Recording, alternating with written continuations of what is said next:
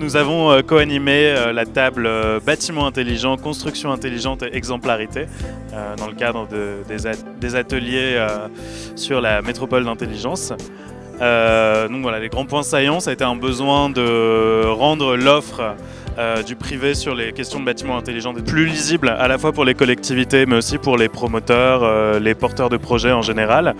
Un besoin de mise en réseau aussi de l'ensemble des acteurs pour apporter des solutions peut-être plus complètes et plus holistique. C'est ça, en fait, on s'est rendu compte qu'on a finalement des collectivités qui ont, elles le sentent, un besoin de monter en compétence sur le numérique et de savoir ce qui se fait.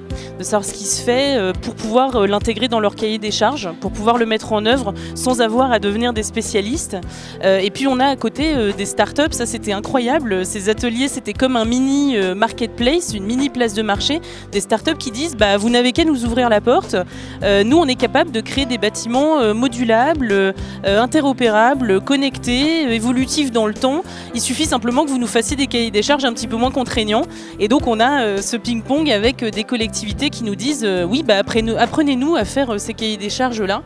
Donc on a, pour moi c'est ça le gros élément saillant qui est ressorti. Finalement on a une vraie opportunité là pour la métropole de proposer quelque chose aux collectivités de concret qui leur permette très très vite de mettre en œuvre des solutions faciles. Principalement un enjeu de mise en réseau et je pense que c'était aussi la raison première de l'organisation de cet événement et de la démarche des explorateurs du numérique et puis du schéma métropolitain d'aménagement numérique et de l'ensemble des démarches menées par la métropole. Voilà, c'est un très bel événement.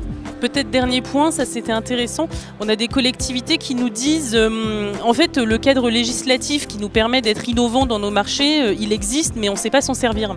Donc autre piste concrète pour moi, il y a l'accompagnement de ces collectivités sur leur montée en compétences, sur finalement mettre en œuvre un marché R&D ou un marché innovation, comment est-ce que je fais? Parce qu'il y a peut-être 5-10 communes qui sont de grande taille, qui savent le faire, qui l'ont déjà fait. Pour toutes les autres petites, les 100, les 115 plus petites, elles l'ont jamais fait et donc quand elles vont demander à leurs administrés de faire un nouveau marché innovant, ça va être tout de suite très compliqué, donc c'est assez dissuasif et à nouveau du coup ça nous fait une piste concrète pour la métropole d'accompagner ces collectivités là sur comment faire concrètement.